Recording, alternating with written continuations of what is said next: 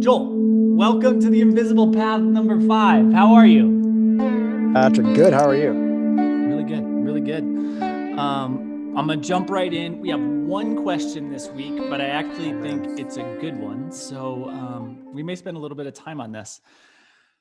Okay, so Patrick, Joel, I'm starting to better understand the concept of this podcast, and I am really enjoying it. I've been thinking though, with all of these billion-dollar companies researching human behavior, how is it possible we can stay ahead of them? Which I think is a really good question. Yeah. I guess it depends on what is meant by stay ahead. Um, it's probably hard to. It depends. So I think there's different ways to look at this. One way is if you want to stay ahead, sometimes if you can't beat them, you join them. So what I mean by that is you can use all of these tools and technologies to reach out to your tribe. I can't understand AI. I can't understand a lot of coding, programming, all that stuff, but other people do. And they've made this deadly simple for you to, actually not deadly simple. It's still kind of complex, but it's not more complex than you can figure out if you watch a few YouTube videos and tutorials on how to like get in there and target people in your tribe that you want to reach out to. At the same time, though, do you want to get ahead? How do you get ahead of them? I mean, this is like such a massive behemoth. You can sort of see some of the trends happening here.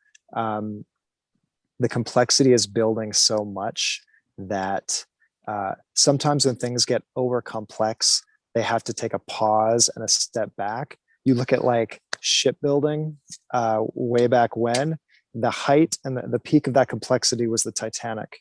It truly was. And then we had to take a step back after that.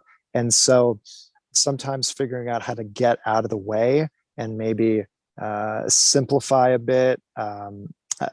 Like the more and more I think about living here in the desert, the high desert Southwest, the more I am freaked out because I can't grow a darn thing here. I have access to good water, but there's a lot of things that you need to sustain your life that are real simple that are harder to get here. So in some ways, I think about how to get ahead. It's more like how to prepare for what's coming, and it's hard to know what's coming. But I think there are a lot of risks out there, and it's good, even like it's good to hope for the best and prepare for the worst. And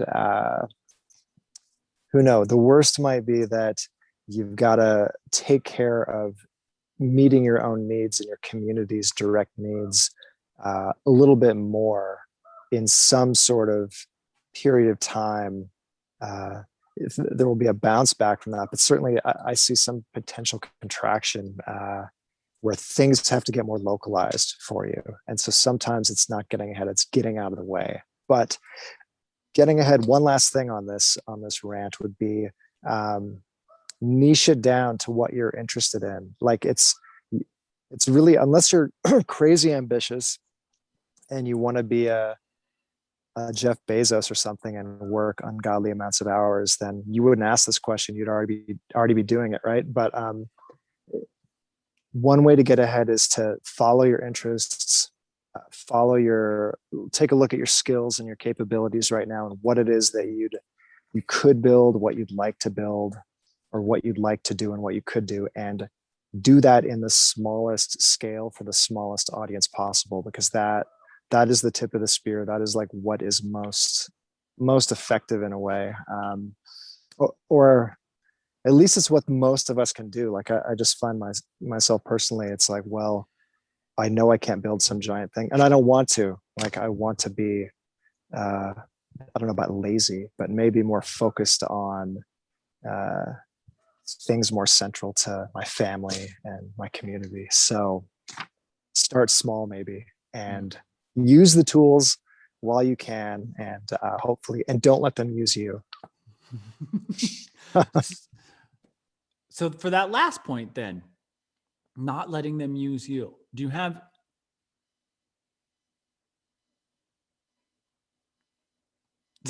any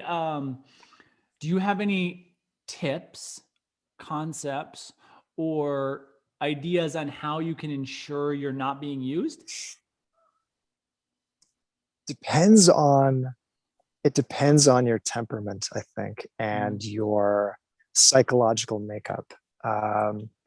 So when I said that, I think really I was thinking about, social media in particular. I'm not sure what you were thinking about, Patrick, but some That's what comes to mind people, to me right away. right? Some people, like the people that tend to have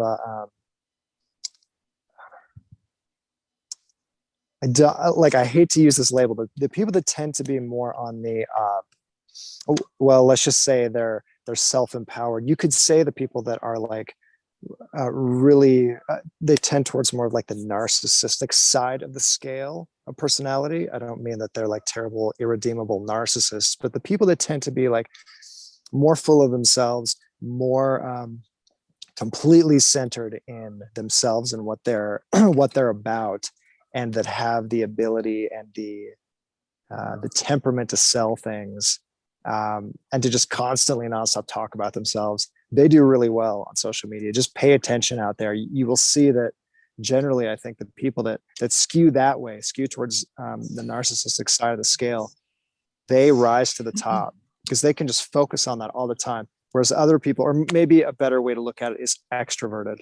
You could say either. There's got to be a combination of both of those, or maybe people that another category. There would be people who have a real hole to fill. I think we're going to get into this in the theme of this episode, but people that have a real need to have an audience, that have a need psychologically to like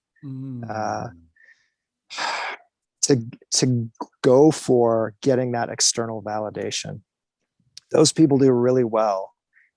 That's not to say that that social media still isn't using them, because people that are maybe putting out a really focused image and they're killing it on social media or whatever, some of those people are still quite miserable in their personal lives, and they are just good at omitting all of that and not really having a whole lot of transparency around that.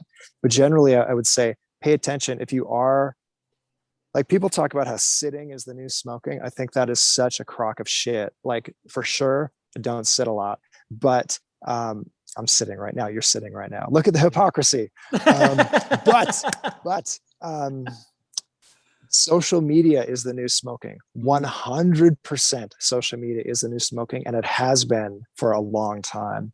And so paying attention to how you feel when you're on there and when you get off of there is pretty important. And if you, like, I've never gotten hooked on it for a long time, and now I just find it to be something that I'm repelled from, and so that could be a problem though too if you're trying to build something. How do you navigate that?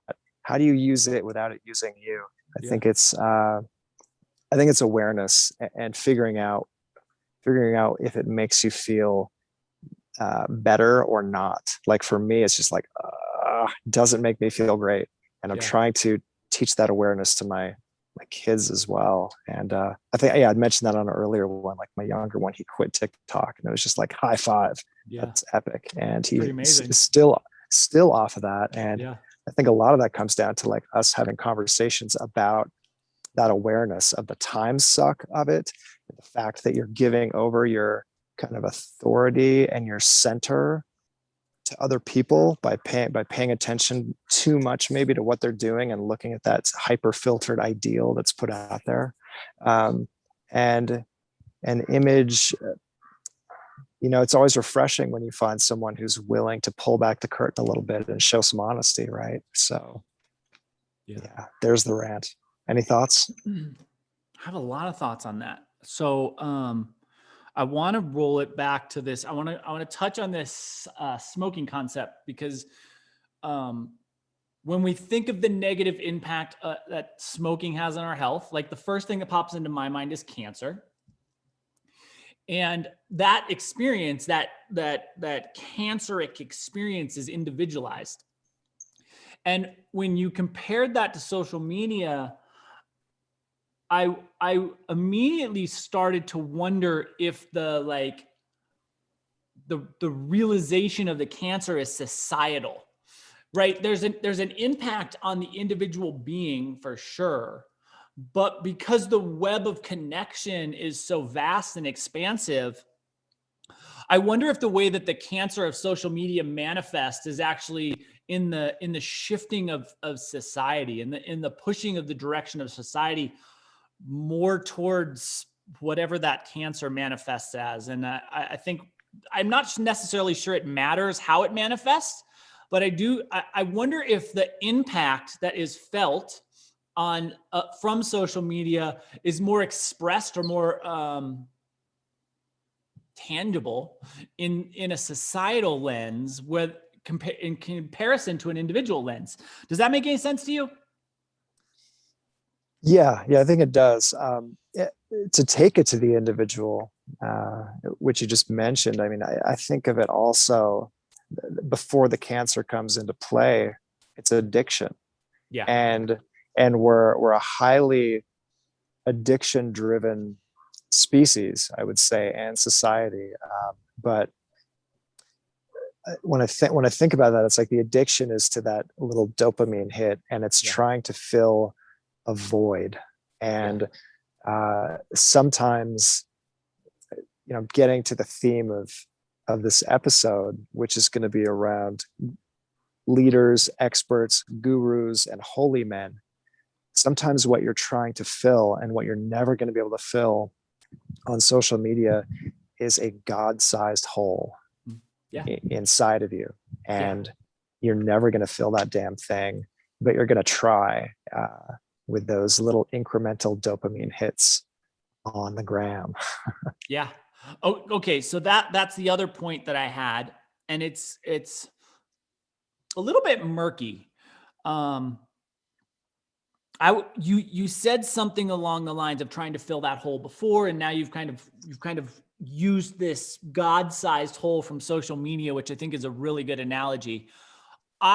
When you brought it up the first time, my immediate thought was the hole that the tool that people are using to try to fill the hole in their lives is most often possessions, because they're the easiest thing. But then, and my answer to that is the resources you're spending on filling the hole with possessions. If you took that same amount of energetic experience and you applied it towards filling that hole with community, you'd have better success. Then you threw this curveball at me and mentioned the fact that social media is also a tool that we're using to fill that hole. And I think that one of the fascinating things about social media is it is a faux community, right? You can create real connections out of social media. You and I met on Instagram, and we've built a really fun connection. And it's valuable and it's nourishing for me, and I appreciate the heck out of it. But the majority of interactions that happen on social media don't ever extend beyond the gram, right? That is essentially the encapsulation of the entire experience. And there is a marketable amount of life that happens outside of that little tiny square on your phone screen. So I think there's a requirement you have to really separate out social media and life, because although they are billed to you as being the same thing, they are distinctly not the same thing. They are very much the opposite of the same thing. Yeah, because if absolutely. life was social media only, I know, but we'd just be frolicking through beautiful flower fields. We would never have to eat. And if we did eat, it would be the most amazing meal that's ever been prepared in the history of all time. And it's just that is not the real experience. Sometimes you're going to pop open a box of Kraft macaroni and cheese, and you're going to cook that up, because in 7 minutes you can have a meal and it's going to cost you 99 cents. Man, that always gets me too. Like, man, my kids want some mac and cheese, and there's always a little leftover in the pot, and then I eat it. It's so damn good. Anyways, the gram. When I said it, and then you said it, and when you said it, it made me think of Brave New World, which is a book by Aldous Huxley. And this is like a great kind of companion or congruent book with George Orwell's 1984. Yeah. But in Brave New World, they have a drug. This world is like a dystopian world, and it's all about controlling the population through distraction and through pleasure. And they have this great line where they say the drug there is called soma, and this is given to everyone. And the line there is, better to have a gram than give a damn, or something like that. And so this seems to be like a great little cosmic giggle where it is better to just have the distraction of hopping onto Instagram and looking at the funny memes and all the dopamine delights than to just give a damn about whatever is burning down around you in the real world. Yeah. So that's fascinating. And then you do, I mean, we have a need to, we want an ideal, right? Like it's natural to look towards an ideal, to look towards people that seem to embody an ideal. And I mean, that's a positive thing. That's like totally in line with evolutionary biology. You look to the best hunter in the tribe, and maybe they lived a couple generations ago, and so now they are glorified through some kind of stories of the past, and you want to align yourself with that ideal. And maybe it's interesting, like we don't really have a whole lot of God is sort of dead, religion is sort of on the outs. And so, but that being said, we're still looking to deify something, to follow something, to worship something. And so that's where you get these teachers, leaders, gurus, holy men, some better than others, and a lot of them popping up on your phone. Yeah, it's true. So let's spin that right in. I'll throw one last thing out, and that is, how is it possible to stay ahead of billion-dollar companies? Adaptability, right?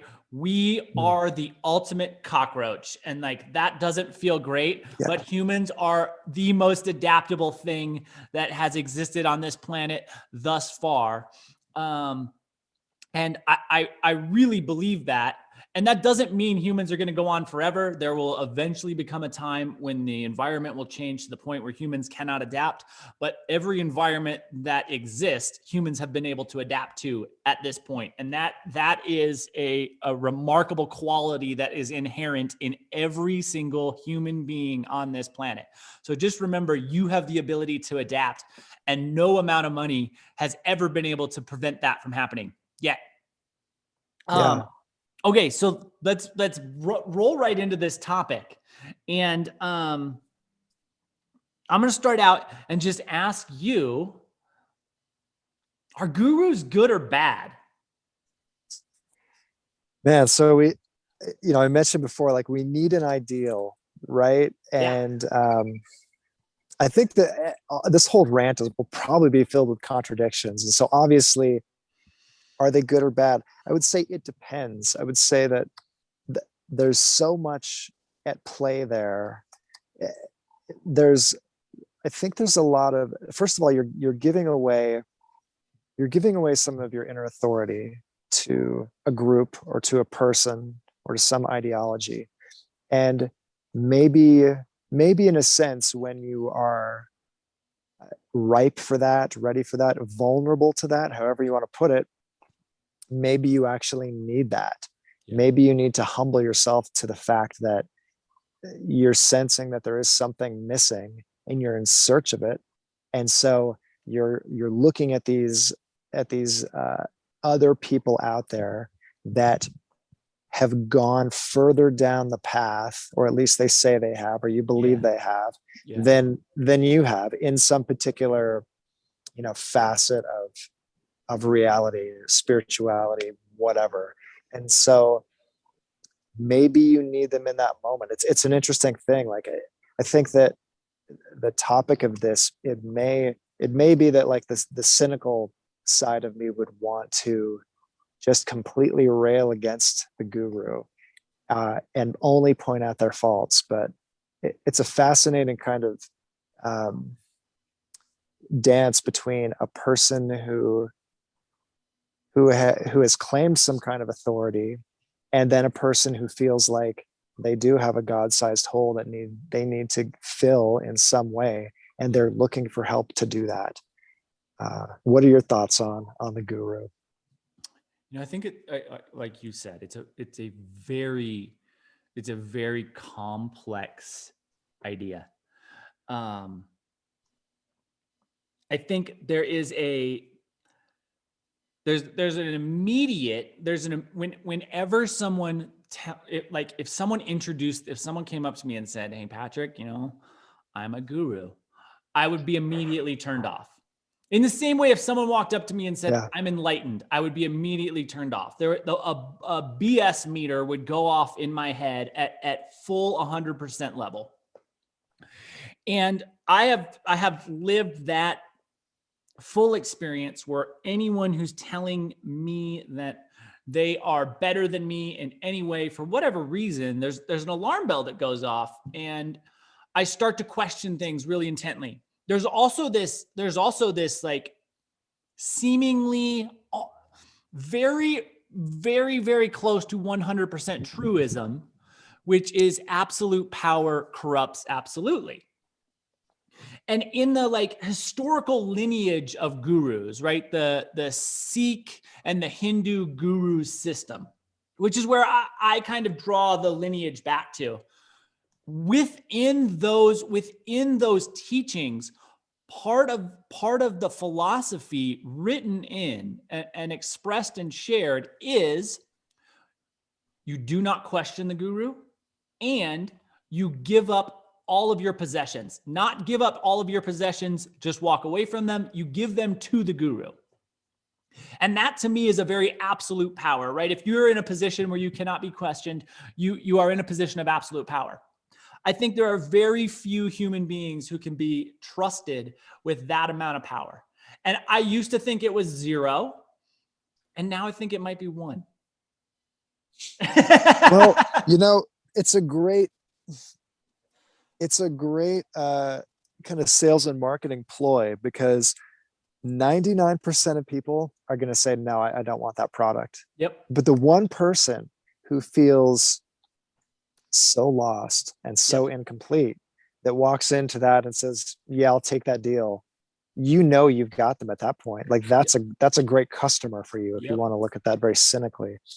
I mean, the psychology involved in that relationship between like a spiritual superior and their inferior, their followers, I think is just fascinating. I mean, you have to believe in some kind of extraordinary abilities in this person, and you have to believe that they only lie external to you, that you don't have the inner authority, that you don't have those capabilities, and you'll never be able to have those experiences either.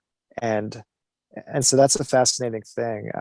And maybe you do need some help, but it's interesting to just observe yourself, observe your own psychology, and say, well, am I the kind of person who is easily duped and suckered into one of these types of situations? And just to get to the power part of it, I mean, man, like I think about how could you, like spiritual leaders in the modern age, a lot of the times that kind of morphs into a cult of some kind. And that's only human nature. Like I think about if I had a bunch of adoring followers, that could be terribly corrupting for me. Like I don't actually think that, I mean, maybe I would be a good person, but probably not. I think I would fall prey to the same traps as everybody else, because why wouldn't you? Why, like that would be so seductive to have that level of power, that level of control. And what invariably happens, it's typically a male guru, and they just sweep up all of the women and just they just try to push away all of the men. And it's just, so it gets back to this just very kind of basic primitive type of move, and there's nothing really enlightened about it. Yeah. It's just, can you dupe some people into this? And it goes on for a while, and then it blows up. One of the most fascinating things that I ever heard about this guru-esque relationship came from Charles Manson. And you mentioned the point where most people end up sweeping all the males away. One of the things that he did that I found brilliant and terrifying, because my brain is not capable of something like this, is he got to the point, he got a few women to follow him. And then he found a male with the appropriate physical characteristics that he brought into his clan to help him recruit other females. So he went out and like found this guy who he duped into the plan. And then that guy became a resource gatherer for him. And I have always found that level of sociopathy because it's a next level of sociopathy where you can also see and predict the future and create a future level plan. I found that to be really, really, really terrifying and really brilliant. Oh yeah, that's horrifying. Because it's selfishness it does, with insight. Oh yeah, just incredible insight into human psychology and how to manipulate people. And it does, you'd mentioned before, probably when we were addressing that listener question, something about our consumer society. And I think searching outside of ourselves falls in line with this perfectly, and how we're looking, because we're a consumer culture, and we feel more secure when we think we need all of these consumer products and all this stuff, and that will make us feel better. We're always looking outside. And I look at something like transcendental meditation, and how regardless of the technique and how well it works or it doesn't, you look at how much money it costs to take the class. That's brilliant, right? Mm-hmm. To charge that much money is a really powerful point of psychological positioning, because you're signaling to people, this works, this is rare, this is worth having. And maybe that is what you need. Maybe you do need that push to part with that much money, or to sacrifice and give devotion over to someone to actually motivate yourself to get what you feel like you're missing. But there's this unspoken agreement between the person that is manipulating and the person that is being manipulated. And there's a real relationship there, and it takes two to have a victim. It takes two people to make that happen. Yes. Yeah. And that is the scary piece, right? And that is why I think if you're going to put yourself up on a pedestal, whatever that pedestal may be, right? However you define your guru pedestal, you should be expected to be questioned, because if you're not questioning the people who've put themselves on a pedestal, you are inherently going to fall victim to false prophets, right? Everyone is a false prophet in some way, in my opinion. Mm-hmm. But if you are unwilling to question the people who have lifted themselves up, you are the easiest target, and you will become the victim of someone at some point. There's no doubt about it. Well, if to look at this in like a a business and marketing perspective, if you're getting questioned by your followers, you're like a cult leader, you're getting questioned by your followers, it means you screwed up on your funnel. It means you didn't filter out the right people and attract the right people that wouldn't question you at all. But so it's like a highly cynical thing.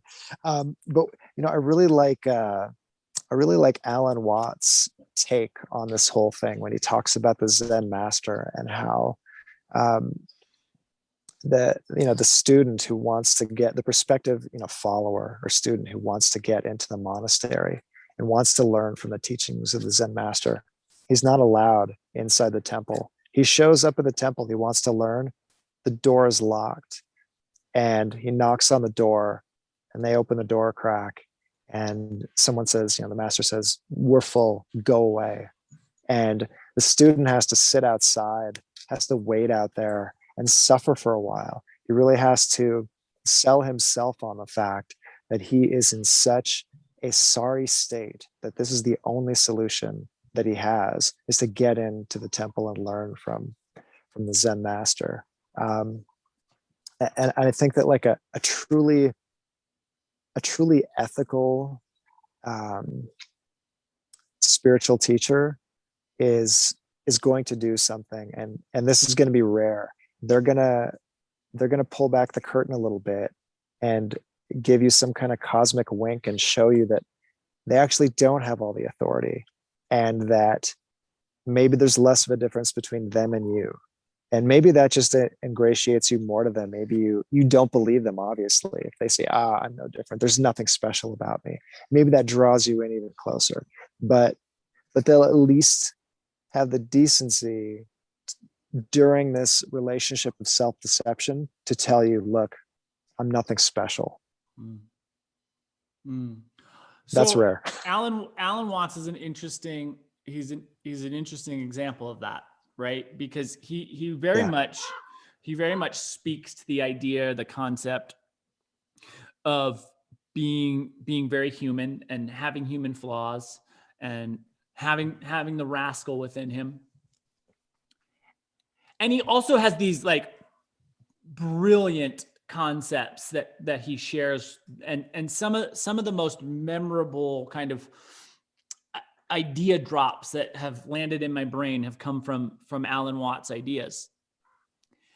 And I always am like stuck with the concept that he also drank himself to death, which is beyond, to me, like, human flaws are one thing. Killing yourself with alcohol is a completely different level of despair, because it takes repeated destruction of your body and mind continuously in ways that are just so detrimental and decrepit and horrible that it's hard to imagine such a brilliant mind putting themselves in that place.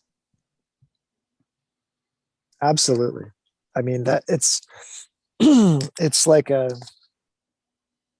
it's an awful, like, filled with awe. It's an awful contradiction in a way. And I remember reading a biography about Timothy Leary and how in his later years he was apparently not able to have any reconciliation with his son.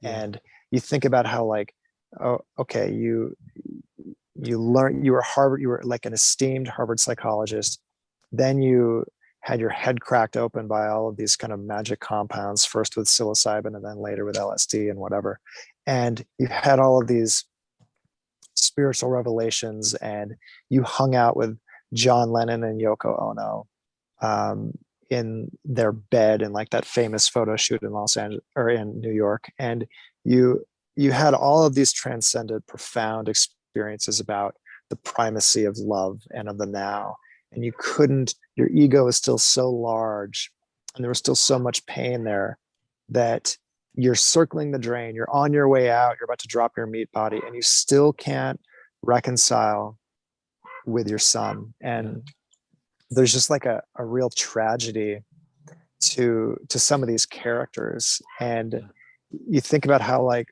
so many of them, they come from trauma. They're born from trauma. We mentioned in like a previous episode about Eckhart Tolle about how he was, I think, just like depressed and essentially suicidal, and then had some kind of breakthrough that was permanent. It was a permanent shift in his brain and how he experiences the world. And now he's just trying to explain it to other people. And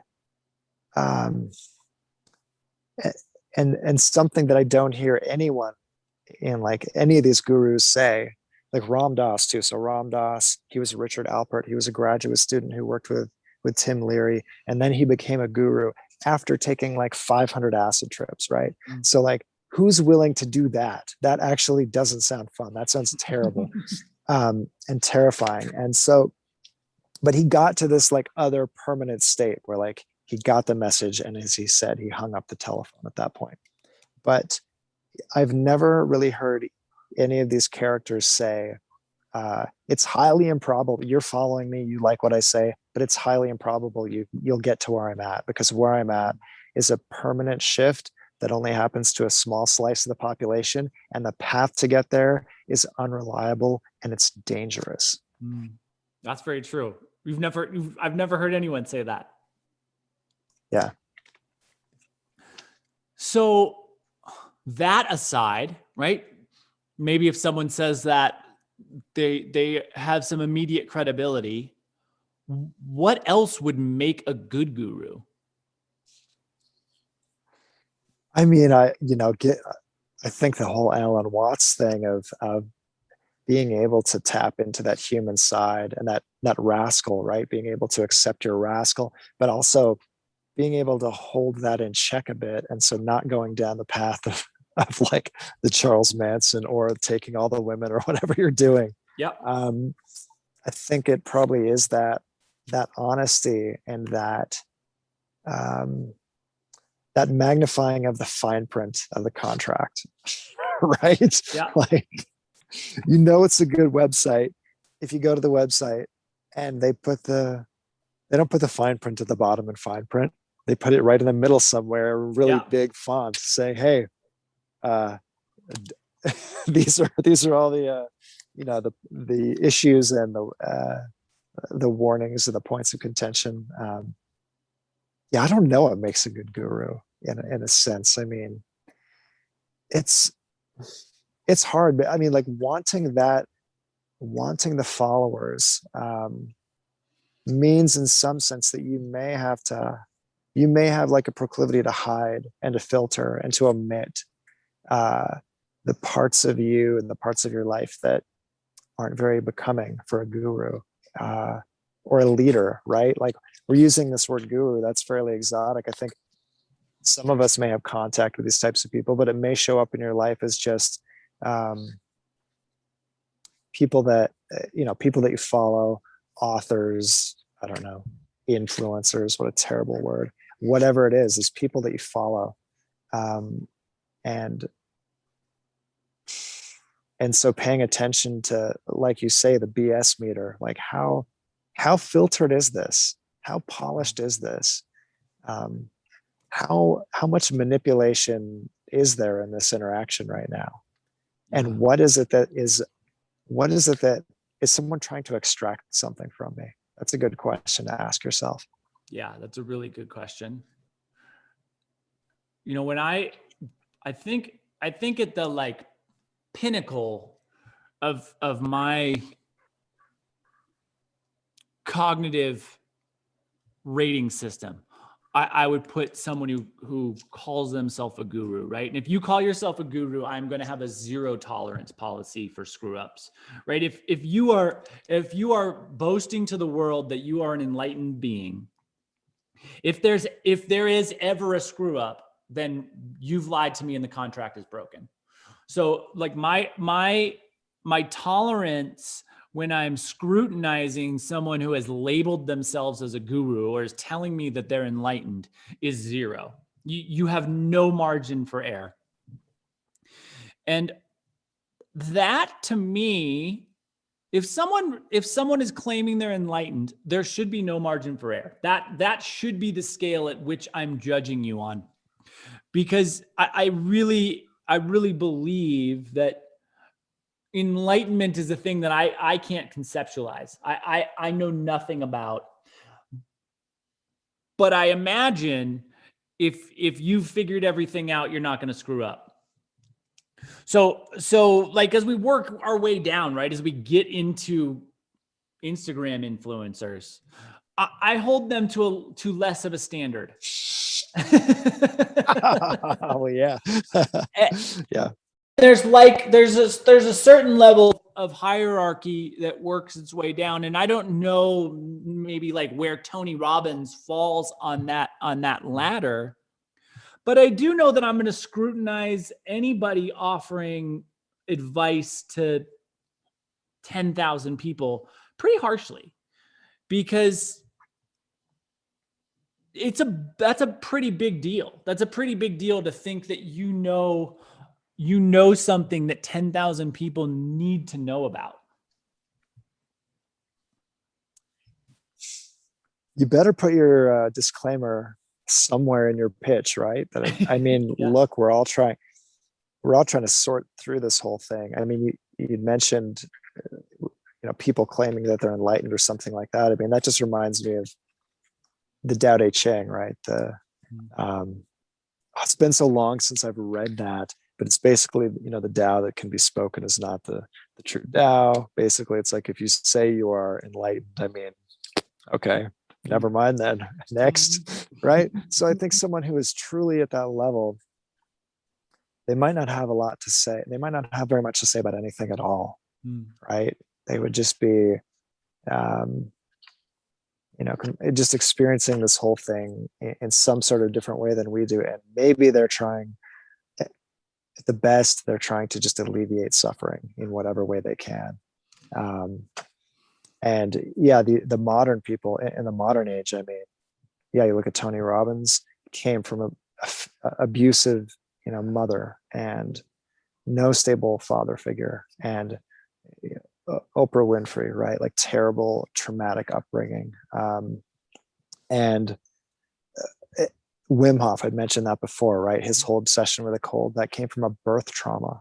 And that was like directly tied to him having these birth trauma memories of being very cold. Like, that's a fascinating thing. And so people are trying to fix themselves and their past traumas in a way, and trying to help other people, but using that as the fulcrum. And so that can be a pretty damn good thing if done right. That's for sure. And yeah, it's the power of that, and the responsibility, especially today, where so like all of the institutions, no one trusts them anymore. And so we're looking for other things to replace them. We're looking for other leaders, and it's getting niched down. So it's like, okay, well, I can't trust what my doctor says, because he knows how to prescribe pills, but there's a lot of stuff he doesn't know how to do, like tell me to take this missing element or vitamin or whatever. Instead, he's going to prescribe me a prescription drug, and that happens tragically and frequently a lot. And so, because our institutions are not as trustworthy as they used to be, and that will get better. That gets back to the whole fourth turning thing. That's very characteristic of being in the crisis phase, which we're like smack dab in the middle of right now, or maybe just a little bit past the center of it, or the halfway point. We do not have faith in any of these 3 or 4 letter, acronym institutions. And so we're left reaching out to like these smaller groups and leaders to try to get some help, authority, someone to follow, someone who has some kind of knowledge to help us throughout our lives. Yeah. And that really is what makes us so susceptible Mhm. to these things. And you can see it, right? There are imaginary things, right? QAnon is based on an imaginary person. And this has popped up in definitely the last 4 years, maybe even more recent than that. And there is a giant swath Yeah. of the American populace that have Yeah. made this imaginary thing a true guru in their life. And there is nothing that could be presented that would make the majority of these people, right? You cannot, there is no evidence that could ever come up to fictionalize an imaginary guru. And that is a very interesting and unique and not new concept, but I wanted to say it's weaponized in a new way, but it's not necessarily weaponized in a new way either, right? There's this anthropological approach to studying religions. And when an anthropologist studies religion, there are thousands, maybe more religions around the world. So you have to create some type of a capsule in which you can view the interactions of these religious experiences, right? If someone goes and there's a religious experience that involves rattling bones around and alleviating ghosts from a community, you have to then be able to compare that to the more modernized and Western religions. And how do you do that? Well, the purest definition of religion is the communicated acceptance of the supernatural, because you cannot tangibly quantify anything that is supernatural. It's beyond our natural senses. That is inherently what it's about. And people have been weaponizing that for as long as people have existed. There's also a massively powerful bond that is built into the human DNA when we both agree on something that cannot be proven. So the tie there, the tie and the connection, when we both are saying, yes, there is a purple elephant in this room, we both agree on that. Neither you or I can prove that tangibly, but if we agree on it, there's a unique bond that is formed within that relationship that is a part of human experience in a way that goes back for as long as we've been able to study humans, for sure. Yeah, the group is like a really important and profound piece of this as well. I mean, like group meditation works so much better than solo meditation, or at least it's easier. It's easier for me and my ridiculously noisy brain. And any kind of group experience, like I remember years ago, I had like a Reiki attunement, which was fascinating. I haven't practiced Reiki in a long time. I should probably get back into it. But I remember looking like at the peak of this, at the peak of this experience, it was a very small group of people, but they had these photographs of like the 3, I don't know, original Reiki masters or whatever. And just like the images were shimmering in a way, like it was so strange and I cannot explain it. And I think it gets down to the fact that like I live in the suburbs and I don't have a lot of group experiences like that. And I think that it's a profound thing when you finally do have something like that, where there's a lot of ritual and intent, and some kind of group container and format that you're living through. And we don't, everything is so fragmented now, and with religion, with belief, with ideology. I mean, you don't want to give away. And so we are, I'd said this before, like even though like religion is so fragmented and is sort of vanishing and it's being replaced. Like we still have the religious impulse, we still have the impulse to follow something, And so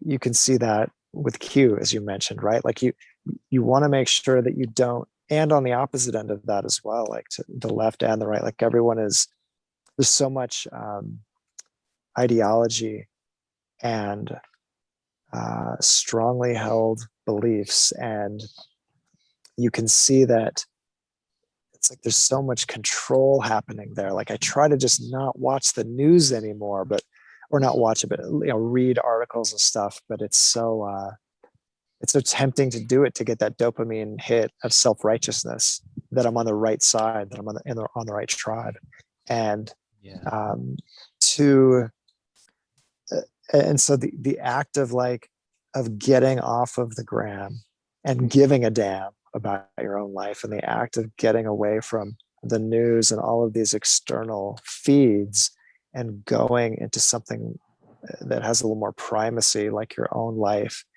your family, your own body, your own experience, your own mind, without garbage being put into it. That takes a lot of discipline, and it takes probably a period of withdrawal as well, because it is an addiction. But what's on the other side of that, I think, is some inner authority that I think is lacking. Yeah, and that is interesting. It's interesting because sometimes it feels really easy to just give up authority, right? It's like, I don't want to make any decisions anymore. Here's a guy in a robe and he says he's going to make all these decisions for me. That sounds great.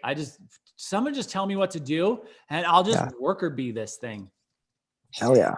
And that's another piece of, there's another like component of the human psychology that just doesn't want to have to make all the decisions, because it can be tough. So if you've found someone that you think is very insightful, right? How would you suggest approaching that being? Like what are the protections? What are the safety rails that you could put in and be exposed to someone's ideologies or ideas without becoming part of the ideology? That's a great question. So I don't know. I mean, I'd probably just I'd be the first in line to drink the Kool-Aid.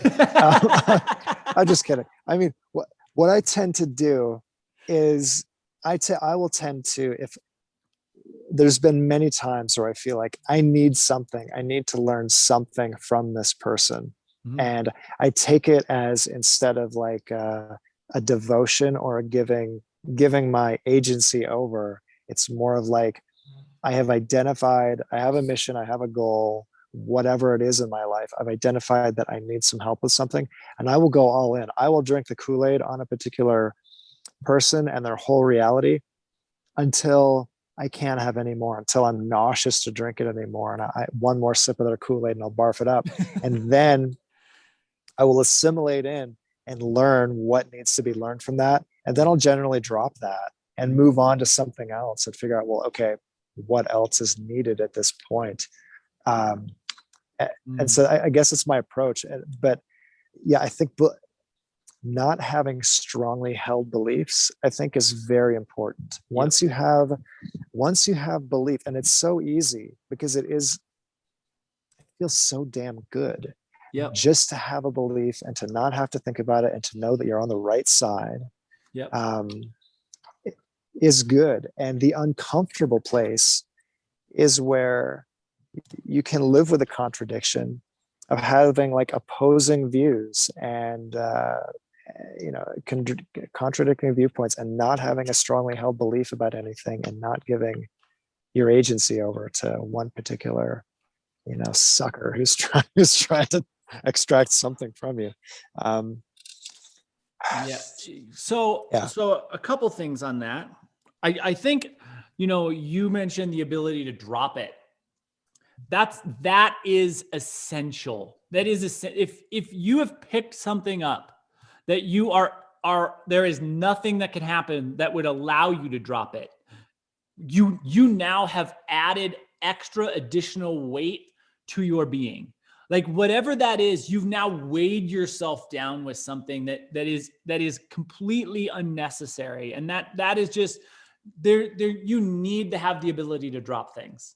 If something, if a new obstacle comes up, right? Like you may want to let go of if there's a nuclear disaster in your neighborhood, right? Like you need to have the ability to leave your home, because that thing's not going to be viable anymore. And deciding to stay there is not going to be a viable solution. So like there are times when you may have to drop things, even if they feel really, really important and really safe to you. I think that's really important. The other thing, you closed that with this idea of like someone who's trying to extract things from you. And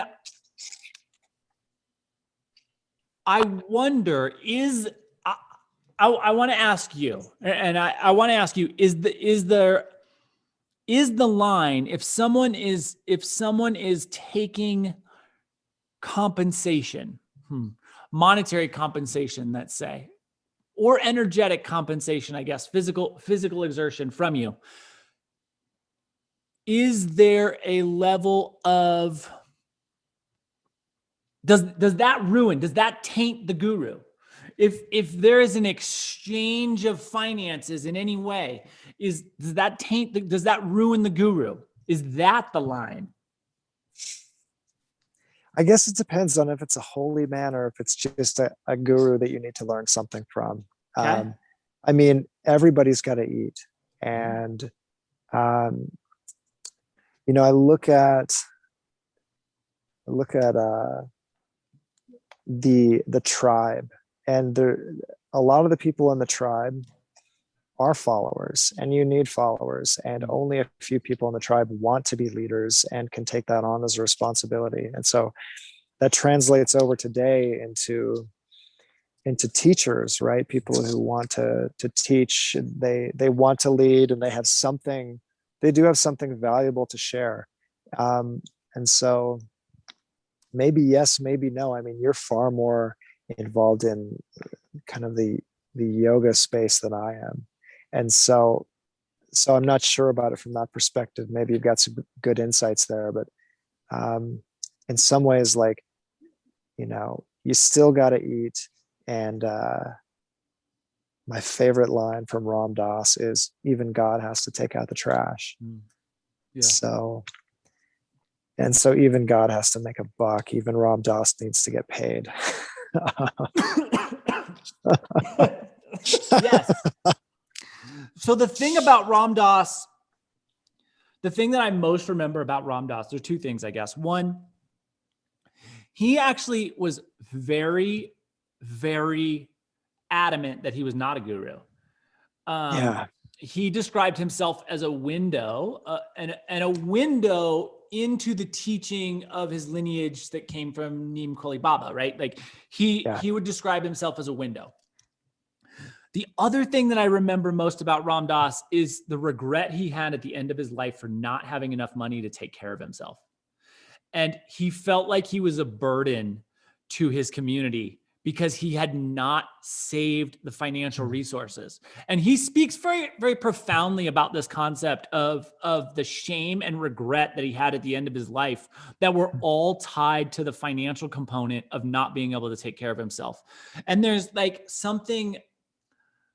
something both like real and ethereal about that experience that has always haunted me in a way. And he's a really fascinating guy. But like to roll back to this idea of money, I used to come from the place of, if you have this wonderful enlightened teaching, why do I have to pay to be exposed to it? And why, like, he's certainly not the only one, but it's just a really good example. Who's Tony Robbins? There we go. Tony Robbins will charge $10,000+ to sit in the front row, right? Yeah. So why is there like a scale of who's better? Why is there a hierarchy of who has the most financial resources and how close you can get to touching Tony Robbins? And that used to really offend me. And then I realized, I didn't realize, I read from either Tony Robbins or Sadhguru, like, the reality is the people who are paying more are subsidizing the experience for the people who are paying less. So you can get a $50 rafter seat because somebody paid $10,000 to sit in the front row. And I can 100% appreciate that, right? Like, I can see the argument of saying you've made a hierarchy and this is capitalism and this is BS. But I can also see the hierarchy in saying, yeah, I value my time at $300,000 for this weekend. I'm Tony Robbins. And in order to get me to go to San Diego for the weekend, you have to pay me $300,000. So we can either charge everybody $3,000 or we can charge a lot of people $15,000 and some people $50 because people have varying amounts of income. And I can see both arguments in that. So I've backed away. Like I dropped the idea of exchanging financial reward for teachings as being a real problem. The other thing, so Sadhguru, which right off the bat, when I was introduced to Sadhguru, I was like, I don't care. He calls himself a guru. I'm not interested. This is not a thing for me. He has 40-minute YouTube videos. I'm not going to watch a 40-minute YouTube video. I'm not going to watch a 3-hour YouTube video so I can get introduced into who this guy is. And then the more I was brought to a physical experience with him, and everything he said was going to happen happened. And then that component, where he was able to predict an experiential thing for me that I was 100% skeptical could happen, ending up happening, really changed my perspective on this guy in particular and teachings, really. So Sadhguru, the word sad, it means uneducated. So there's like a playfulness in his name alone. It's like the uneducated guru. I've always really appreciated that. The other thing that he does is his foundation makes millions of dollars, and that number is about to explode in ways that the pandemic for him took what would be a $300,000 weekend and made it into a $15 million weekend because people were willing to do his teachings online because you didn't have another choice. And when you can go worldwide with a $300 program, you can do some pretty big numbers when you have that kind of reach. But the amount of good that I see him putting back into the planet is something that cannot happen if you're just one guy walking through the woods of India teaching 15 people at a time. So if you trust someone with millions of dollars, and there are very few people on the planet that I trust being responsible for millions of dollars, but if you can find someone that you do trust to be the custodian of vast sums of money, they can make impacts because money makes impact on the world. They can make impacts on the world that were not possible without those vast sums of money. So again, I understand that like extracting resources from people, financial resources from people, throws up a BS red flag. But can I continue that path back and see, is he just taking that money and building himself a palace? Because if he is, we have a different story than if he's taking that money and he's rebuilding river systems in India. Yeah, that's incredible. I'm gonna have to look into him. Yeah, I mean, Tony Robbins, he talks about like how many families he's fed. He talks about like the trauma he had as a child when his father didn't have enough money to buy a Thanksgiving, proper Thanksgiving dinner for the family. And this some kind of charity group came around and delivered them a turkey. And at that point, that was like some inflection point for him where he said, I'm never going to be in this situation. I'm never going to put my family in that situation. And so he's trying to do a lot of good with the money that he raises. And to get to the $15,000 seats or the $50,000 seats, there's something actually really necessary about those seats also. And that is that he wants to help, like he's a high performing person. He wants to help not just everybody. He does want to help everybody, but he also wants to make sure that he's helping the people that are at the top, that are the highest functioning, most obsessed, productive people on the planet. Yeah. And so you can't get their attention if someone's worth, 50 million, $100 million, $300 million. You can't get their attention and say, come to my weekend. I'm going to teach you all this stuff. It's $150 or it's $500 or it's $1,000 for the weekend or $10,000 for the weekend. It has to be like, no, it's going to cost you $100,000 to work with me or whatever it is. Right. I think if you want one-on-one coaching with him, I think it's $1 million minimum now. And the thing is that's a necessary placebo essentially for the people that are working with him. That signifies, hey, I know what the hell I'm talking about because I'm willing to ask for $1 million for you to talk to me.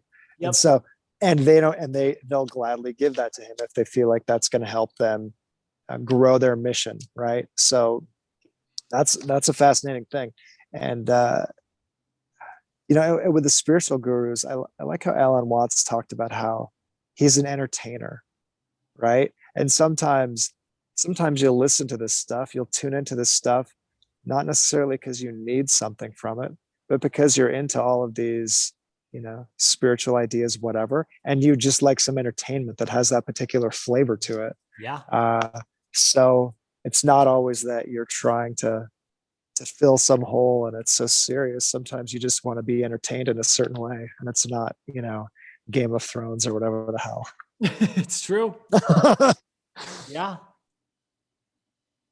And that is an interest, that's part of the problem in a way, right? Is if you start opening up this concept to entertainers and you're not scrutinizing entertainers and holy men, holy people, with the same level of intensity, or you're not scrutinizing them enough, you can build up an entertainer as a holy person, right? And then you have a problem. If you put an entertainer on a holy person pedestal, you've created a problem for yourself. Welcome to America. Yes. Right? Yes. We do that all the time. We vote actors into office, into the highest office. So and we create problems for ourselves, for sure. Mm-hmm. So as we come towards the conclusion of this piece, what have we learned about gurus? If you think you need one, you might need one, but be damn careful. Yeah. And the goal of this is to bring it around to your own inner authority at some point, and to center it around what it is that you need, and maybe not take this whole thing so seriously. I think they have a way of playing a game where they try to see through you, and maybe you should try to turn that around and see what you can observe about them. Yeah. That might be the key there, right? Is if someone's telling you that they can see through you, what can you see within them? And maybe observe them until you can see what is within them. And that puts you in a pretty good place. Absolutely. Yeah. We are, to bring this back to what we talked about before with addiction, we are trying to fill a hole, and it might be okay to just accept that you're maybe never going to fill that completely. And that's part of the human condition. And so don't go chasing after something or someone thinking that that's going to solve all your problems. Yet there is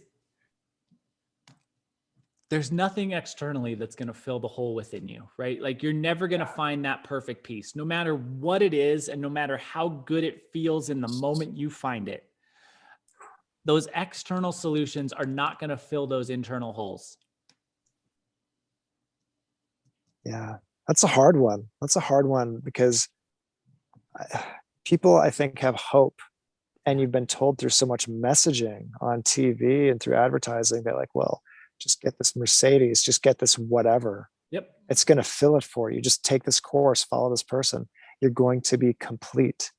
And so arriving at that uncomfortable piece of reality that you're probably never going to get there unless maybe you happen to accidentally take 5,000 hits of acid, not all at once, over the span of the summer of love and all that stuff, or you're Eckhart Tolle, you're catastrophically depressed, near suicide, and you have a breakthrough. But for the vast majority of us, you're going to have to live with that sense of incompleteness. And well, you're in the majority at that point, so accept it and welcome. Yeah. Absolutely. Joel, thank you, man. What a Patrick. fun conversation. Yeah. So we'll be back in a couple weeks, the 10th or the 20th. Perfect. Thanks, man. That was good. Thank you. Yeah, that was awesome. That was a good one. It was different. It was different than I thought it was going to be. What did you think it was going to be? I don't know. I thought you were going to be like real gurus are bad. I don't know why. Yeah. I don't know. I mean, maybe my 30-year-old self would say that, but my 30-year-old self would definitely say that. Yeah. Yeah. You gotta zig when everyone else is zagging, right? You gotta surprise people a little bit. Well, and it's the same, right? We talked about the ability to drop it, right? Like my 30-year-old self was so assured that no one could possibly know these things. And my 40-year-old self is like, I don't know, maybe someone could know these things. Like, I don't know these things, but that doesn't mean someone else can. Yeah. I mean, I can't remember so I was listening to some audiobook, and it's the same thing as these other people where it's like, this dude had some experience and something switched in his brain permanently. It's like, well, why are you even talking to me then? Like, fine. Okay. Like, I guess you can like share the landscape and what that's like, but if anyone's listening to that, hoping that they can like replicate that permanently in their life, I mean, cool. It's not going to happen probably.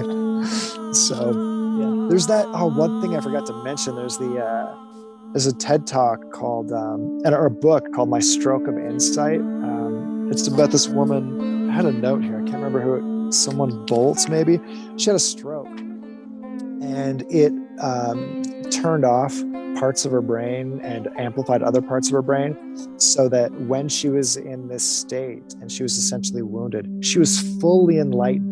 Like just lights out, eyes closed, just like blissful experience. And then she comes back from it and is telling everyone about this and like and she's like a neuroscientist too. I think that was the story. So she understood what was happening, at least after the fact. But it's like, well, maybe you don't actually want to get there. I don't know if you can garden or take out the trash very easily if you're just like so high on life all the time, you know? Yeah. Like Timothy Leary, he was living in this mansion in upstate New York, in Millbrook, New York, with all these hippies, and they're taking acid all the time. And there's just dog shit on the floor, like in the mansion.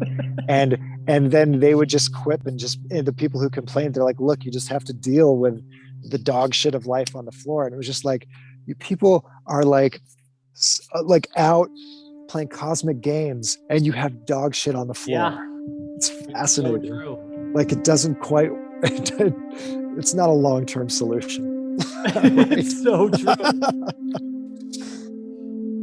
Yeah. Oh, this is the bonus. You're still recording. This is the bonus. There you go. Bonus Keep it for later. keep it for later. Yeah, bonus. Cut it all up. Save it for later. All right, man. Well, thank you. Thank you, man. Yeah. We'll touch base soon on the next one. Yeah, sounds good. Whatever that's gonna be. Don't know. Maybe I'll give that some thought, and maybe maybe we'll message this weekend and figure something out. Perfect. Cool. See you. Thanks, man. All right. See you.